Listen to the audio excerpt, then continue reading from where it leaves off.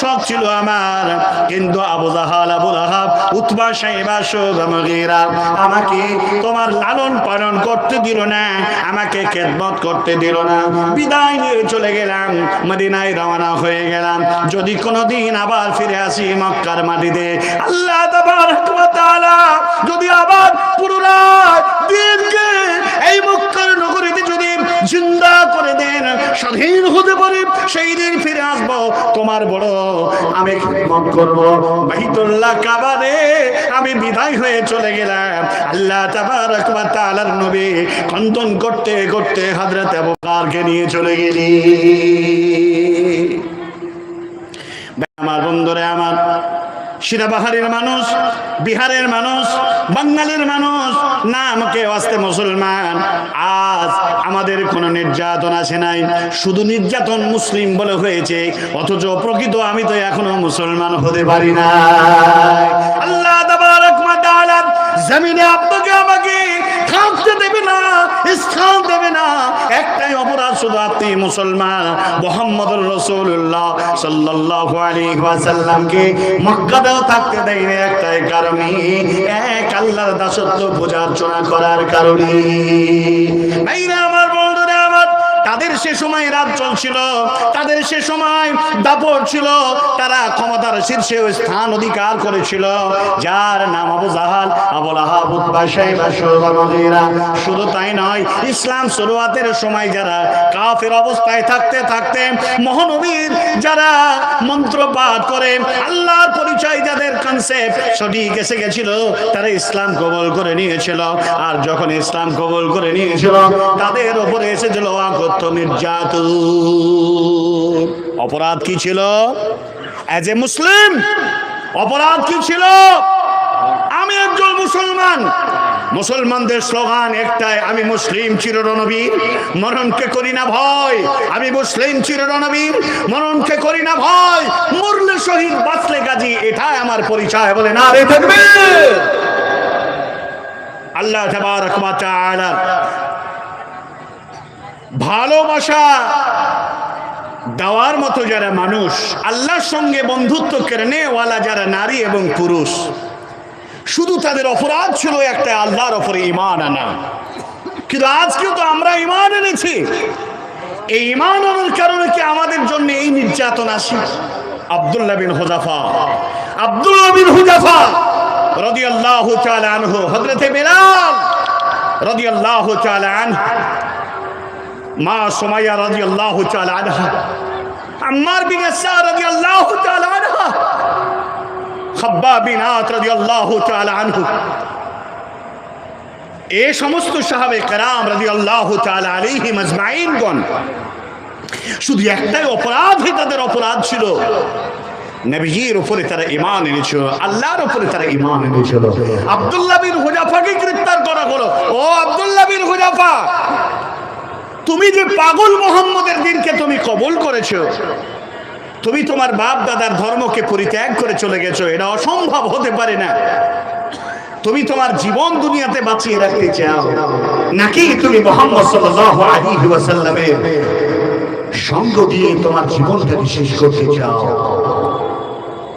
আব্দুল্লাহ বিন হুযাফাকে কোনো কথা দিয়েই তাকে দুমড়ানো যায়নি, মচড়ানো যায়নি, নরম করা যায়নি। ডেকচিতে বড় তেল গরম করতে শুরু করা হলো। তেল গরম হলো, আব্দুল্লাহ বিন হুযাফাকে ধরে নিয়ে আসা হলো।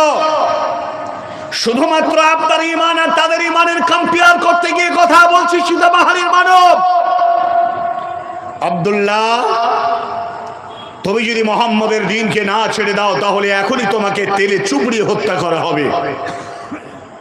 তার চোখের সামনে একটা কমজোর জায়েফ মুসলমানকে ধরে নিয়ে এসে তেলের মধ্যে ফেলে দেওয়া হলো। মুহূর্তের মধ্যে শাহাদাত বরণ করলেন। বলুন ইন্না লিল্লাহি ওয়া ইন্না ইলাইহি রাজিউন। আব্দুল্লাহ, এখনই তোমাকে হত্যা করা হবে, তুমি দ্বীন ছেড়ে দাও। ক্বাবলা আউয়ালিন, তোমার বাপ দাদার ধর্মের দিকে তুমি ফিরে এসো। আব্দুল্লাহ বিন হুযাফা বলেছিলেন, আবার মতো একটা আব্দুল্লাহ বিন হুযাফাকে মেরে নবী মুস্তাফার দিনের তুমি কোনো কমি আনতে পারবে না। ও তুমি শুনে নাও, ক্ষমতার অধিকারে হয়েছে বটে, একটা কথা তোমাকে বলে যাই, আমার গায়ে যতগুলো লোম দেখতে আছো, ততগুলো লোম আমার গায়ে দেখতে আছো, এই ততটা আমার মতো আব্দুল্লাহ বিন হুযাফা আল্লাহ তাবারাক ওয়া তাআলার নবীজির সঙ্গে সঙ্গ দিয়েছি। একটা শরীর থেকে লোম যদি উপড়িয়ে দাও, শরীরের কোনো লোমের কমি হবে না।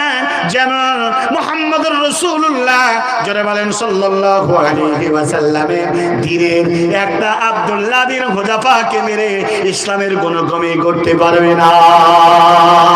যারা বলেন সুবহানাল্লাহ, সুবহানাল্লাহি ওয়া বিহামদিহি, সুবহানাল্লাহিল আযীম। এই ছিল তাদের ঈমানি জজবা।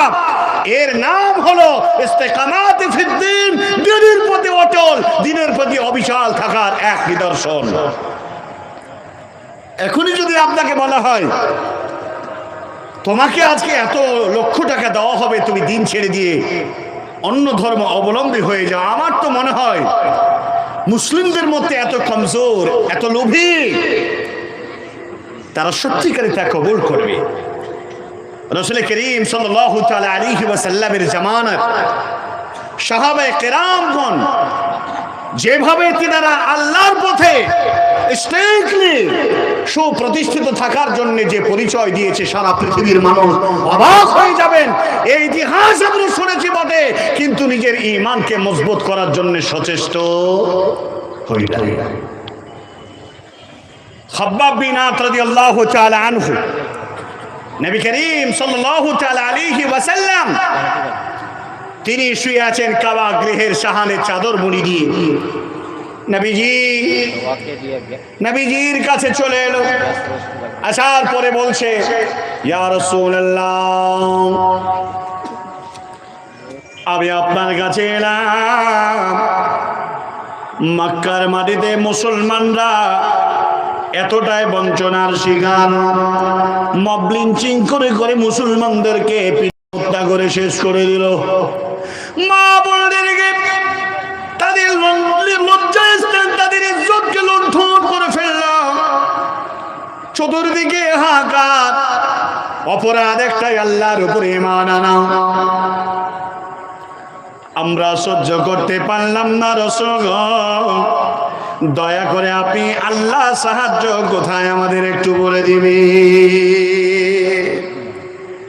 নবীজি কাবা গৃহের সাহানের চাদর মুড়ি দিয়ে শোয়া থেকে উঠে বসলেন, বললেন, বাবা খাব্বাব বিন আত, তুমি আমার কাছে এসো।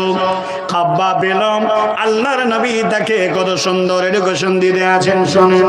বিশ্ব নবী বললেন, বাবা খাব্বাব, না জানি তোমাদের কি বা নির্যাতন এসেছে, কেমন বা তোমাদের উপরে অত্যাচার এসেছে, যেন তোমাদের নবী মুহাম্মদুর রাসূলুল্লাহ সাল্লাল্লাহু আলাইহি ওয়াসাল্লামের দরবারে তোমরা এসে এত বড় অ্যাপ্লিকেশন জানালে।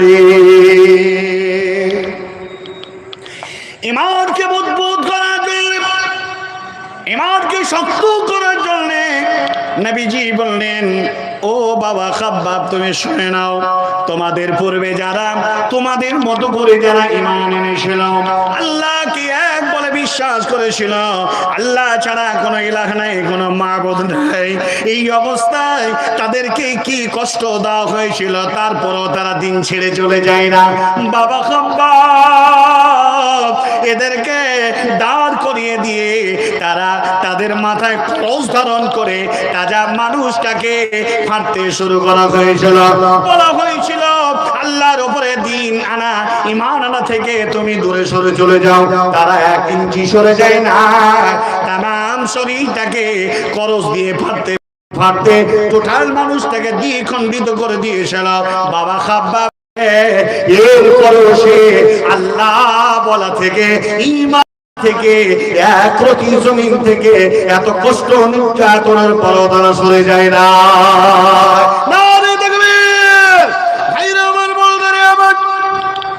বাবা খাব্বাব শুধু তাই নয়, এরপরে এই তোমাদের মতো ব্যক্তিরা যারা আমার রব আল্লাহ এ কথা বলেছে না, এ কথা বলার কারণে কি নির্যাতন হয়েছিল।